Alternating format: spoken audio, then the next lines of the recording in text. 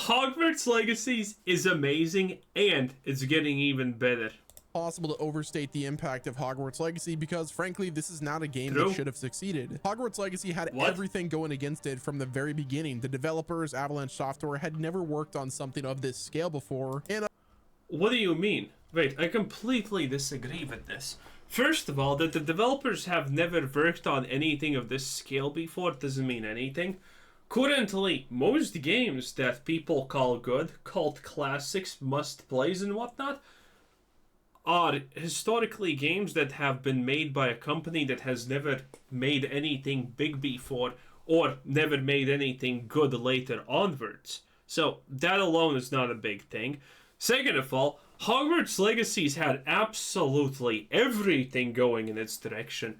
Before this game was even properly announced, I already said that this is gonna be one of the easy top 3 biggest games of the year. And I was right. Because, well, obviously, the Harry Potter franchise is legendary. It is one of the biggest, if not biggest, IP in existence. J.K. Rowling is a literal billionaire by selling books.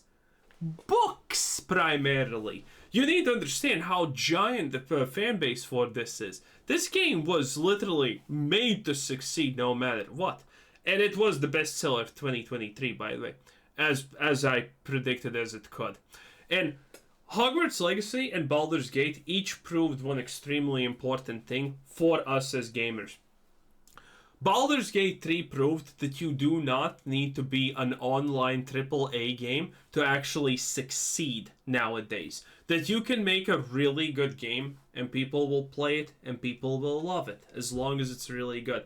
And Hogwarts Legacies proved that you don't need, for a AAA game to succeed, it doesn't always have to be multiplayer. You can easily make Western single-player games, and they can absolutely storm the market and be amazing and succeed without microtransactions. And this is huge.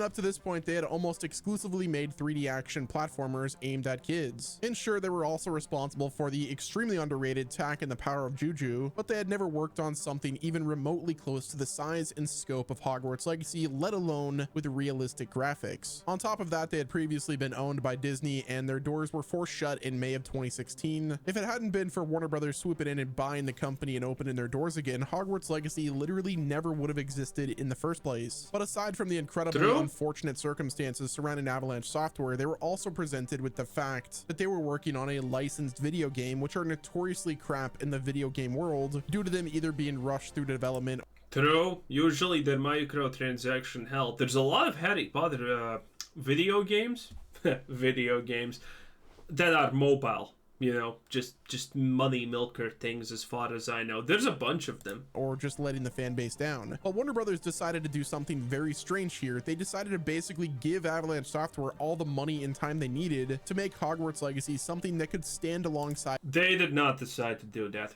That is J.K. Rowling, the MILF of MILFs, one of the best of the rest, okay? She decided to do that. She is a billionaire, and she currently does not care about the fact that she has a lot of money. She wants Harry Potter to be the next big thing that the new generation after this grows up with. And she's making sure that happens. They're gonna adapt the whole Harry Potter, well, not whole, but, you know, the whole franchise, I should say, of books into a live adaptation TV show where every single line for line of the book is visible on screen and heard. It's gonna be a multi-generational thing at this point. It's gonna be crazy. Other big budget RPGs instead of just rushing something out cheap with the Harry Potter logo on it. Hogwarts Legacy started development in early 2017 and wouldn't see the light of day until roughly 6 years later. Granted, it unofficially was revealed to us by a big leak that happened in 2018. It's one thing to give 6 years of development for an established developer or a really popular IP, but 6 years is like very, very unreasonably little, by the way, if you're wondering. Avalanche Software in its current form was completely inexperienced with games of this size, and not to mention at the time this game was greenlit, Harry Potter was not exactly the most popular franchise in the world anymore. By the late 2010s, I mean, it still easily was without question. It still was. It's just the fact that, you know, it's like Marvel stuff. Marvel is still extremely popular, but the new stuff doesn't do so well because it's trash. That's simple. Same with Harry Potter. It's like, okay, Harry Potter can be as popular as you want, but, you know, a shitty mobile game that's designed to milk your money is not gonna probably perform good. And people weren't really as interested in the Harry Potter IP as they used to be. The original 8-run movie was insanely successful, and the first Fantastic Beasts had its fans, but by the time that the sequel started coming out, people were just kind of over it. Warner Brothers... Well, yeah, Fantastic Beasts was just kind of boring and dull. Gandalf became gay, or whoever the equivalent of Gandalf is. You know, it was just forced wokeness. No one really liked it. Didn't really know what to do with the Harry Potter IP after the original movie series had ended. So the fact that they gave 6 years and a $150 million budget to a relatively inexperienced developer to make a AAA game based on this franchise is a miracle. I seriously have no idea how this project was greenlit, and I'm so glad J.K. Rowling, you know, the billionaire, that's how it got greenlit. that it did. So whoever it was that convinced Warner Brothers to fund this thing, huge W to you. Now, whenever it comes to the follow-up to Hogwarts Legacy, there is a few directions that it can go from where the original game left off, and I'm very eager to hear from Avalanche Software what exactly they plan on doing here. The main two areas where Hogwarts Legacy 2 could take us by surprise are the RPG mechanics and the setting. On the gameplay side of things, it's very likely that Hogwarts Legacy 2 expands upon the mechanics that unfortunately had to be cut due to either time constraint or budget. Either way, just the stuff that never got to see the light of day in Hogwarts. Probably. That's typically, by the way, how all of expansions work to a certain degree. Every development starts with plans, and then it ends with plans that did not cut it, and they were not made. And then the sequel, in a lot of cases, you know, it reintroduces these plans because now they have the time, they have the budget, they have the technology or whatever, and they can make it. Hogwarts Legacy 1 should be an area of focus for the sequel. In case you didn't know, a number of data miners revealed that Hogwarts Legacy originally had some much deeper RPG mechanics and better NPC interactions, and there are still remnants of these systems hidden within the game file. I mean, this is true. Like, you know, you abacadabra your schoolmates and everyone's like, I didn't see shit. Well, obviously they need to, by the way, obviously they need to, you know, cut things like that some slack, because, well, you can make it that the whole school hates you and you can go for a dark route or something like that, but that's essentially designing two different games at that point, if you choose to do that. And that's a little bit much for, you know, 6 years.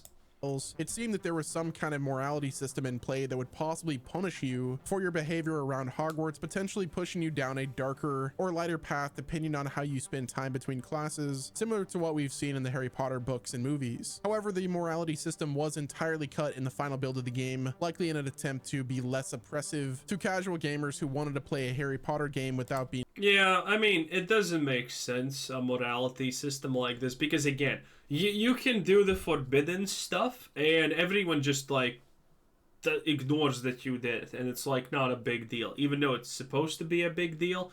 But then again, the wizarding world doesn't make a lot of sense, because, you know, psychopaths are roughly 1% of the population. And that's a lot of murderers, because keep in mind, every psychopath is just one step away from being a murderer, because murderers, well, not murderers, psychopaths don't see murder as bad. A psychopath will choose to murder anyone and anything and do any heinous thing possible just to achieve what they want to achieve, to get the goal that they think will benefit them the most. And in modern day society, well, psychopath, it's not easy being a psychopath because they always weigh the benefits of murdering someone versus getting caught. And nowadays, it's really hard to actually get away with these things. So there you go. But in the wizarding world, where you can shove a stick up your behind and say, Abacababa!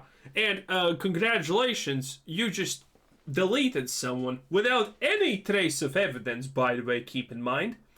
Yeah, the world would kind of fall to shit, wouldn't it, really fast, even with just 1% psychopaths.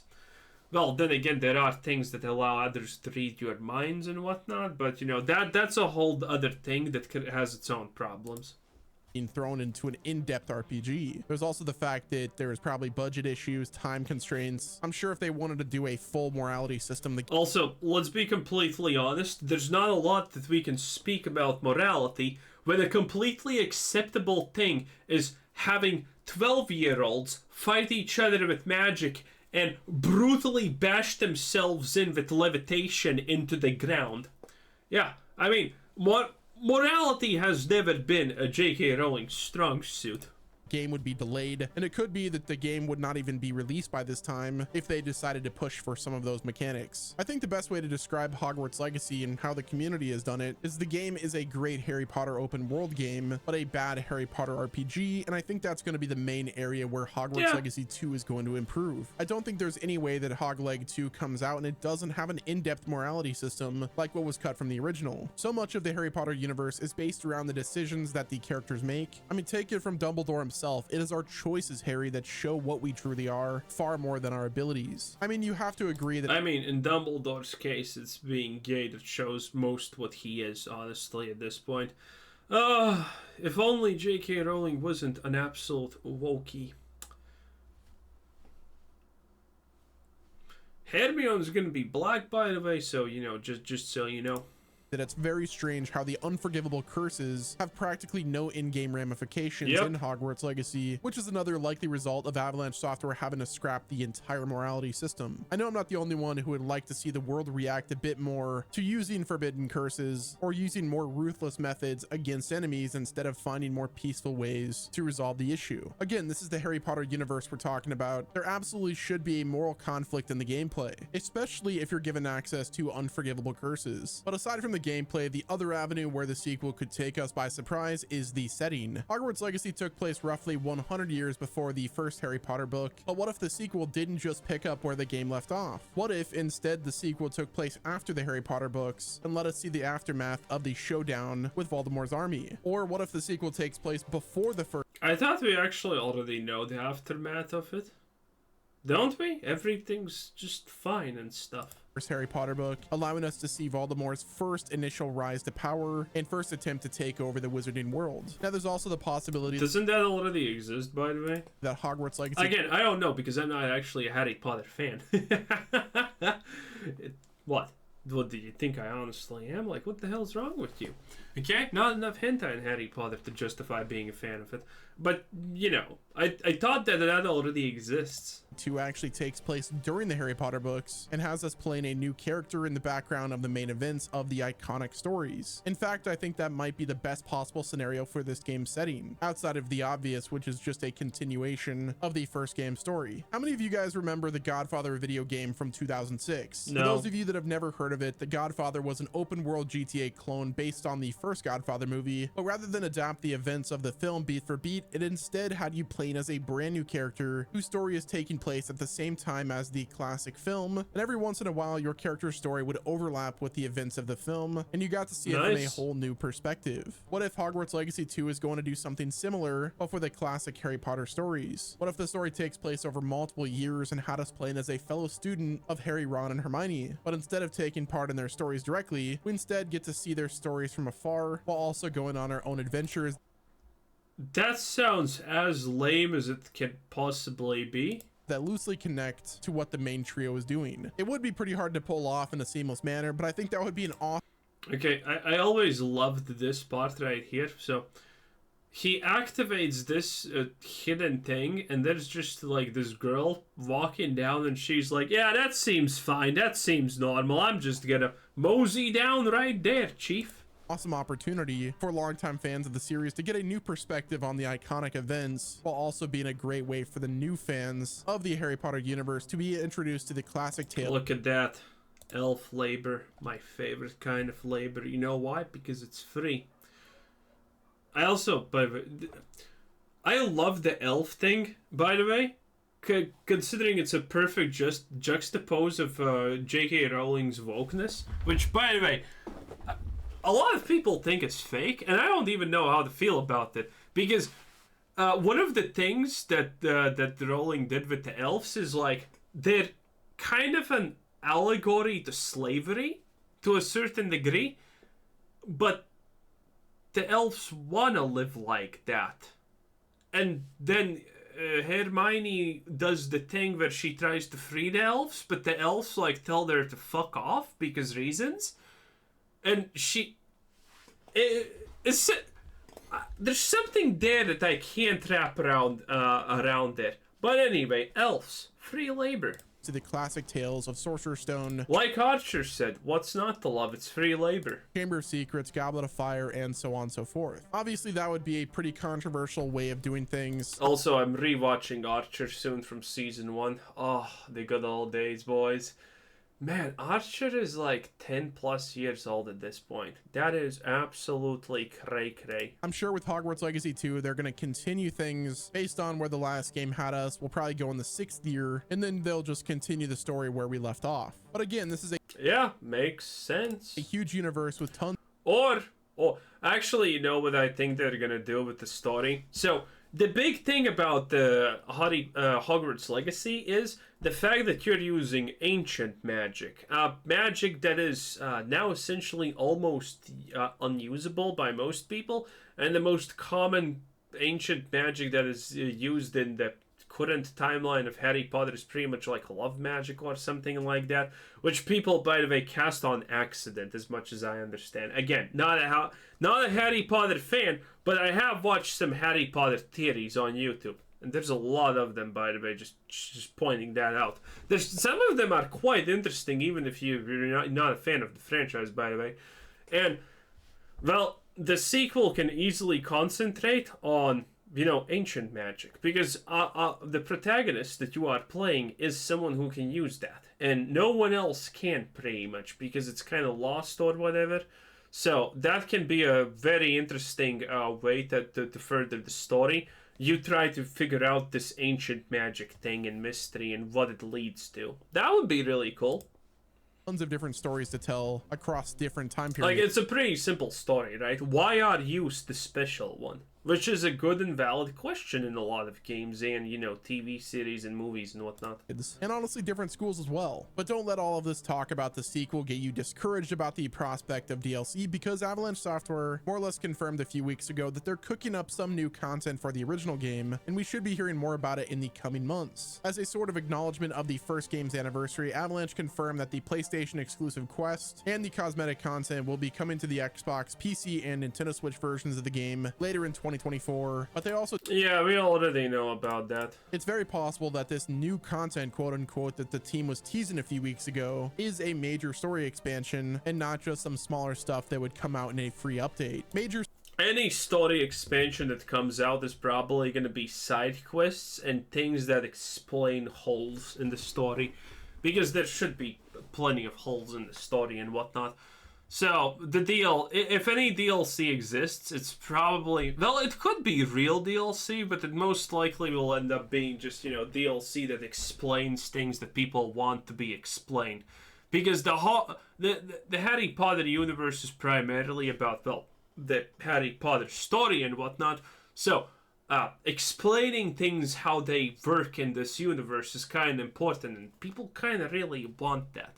Because a lot of things in Harry Potter are hard magic, not soft magic. The difference between hard magic and soft magic is Harry Potter magic is actually pretty defined, why it happens, how it happens, and how it can happen, and stuff like that. There's very little soft things in Harry Potter that just happen because reasons.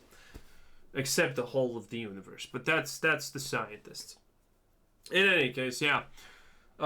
It would be interesting. Anyway, that was Ves Nemo. Pretty good stuff. And this was Kuzer Sensei. Thanks for watching. Subscribe if you haven't already, and have a nice day. Bye-bye.